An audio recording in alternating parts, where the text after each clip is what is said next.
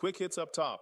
Pacers -3.5 at home against the Kings, Chargers +2.5 on Monday night, and Spurs -9.5 in New Orleans. Yesterday we went 2-1, +1 unit. Packers handled business, Jalen Williams' point sailed over, and the Will Anderson sack prop ghosted us like a bad hinge date. We'll take the profit and reload. Let's start in Indianapolis. This matchup is stability versus volatility.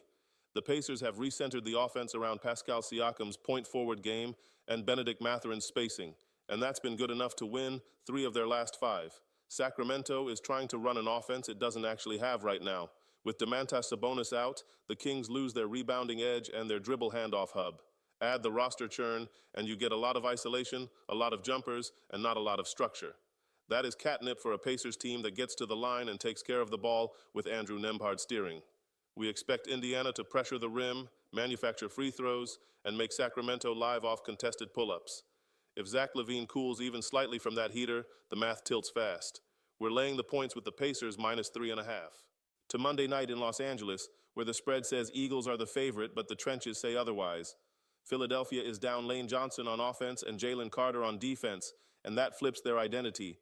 Without Johnson, the Eagles' pass pro metrics fall like our blood pressure when the app shows boosted odds. The replacement at right tackle needs help, which means fewer routes and more predictable looks into zone coverage. That's the worst version of the Hurts offense: extra protectors, fewer options, and a pass rush that gets home. The Chargers can rush with 4, stay in those zone shells, and squeeze windows. On the other side, Justin Herbert's injury is to the non-throwing hand. It changes formations more than ball placement. Jim Harbaugh and Greg Roman will lean into power runs, play action, and a keep-away script that keeps the Chargers ahead of the chains and Philly chasing. Factor in the Eagles' fourth-quarter fade this season and the cross-country night kick, and we like the home dog to hunt. Take the Chargers +2.5. Now New Orleans. We know, a road favorite giving almost 10 without the skyscraper in the middle feels like ordering a salad at a barbecue joint. But the Spurs without Victor have quietly been 7-3 because the offense turns into Fox and friends. Pace up, spread out, downhill pressure. De'Aaron Fox drives the bus, Devin Vassell stretches the floor, and San Antonio's shot quality spikes. The Pelicans? It's a defensive sieve right now, near the bottom of the league in efficiency, thin on on-ball stoppers, and living off tough jumpers. That's a bad recipe against Fox's rim pressure. New Orleans has also been miserable as a home underdog. The home court boost has felt more like a Wi-Fi drop. In a faster game with more possessions, the better offense usually smooths out variance.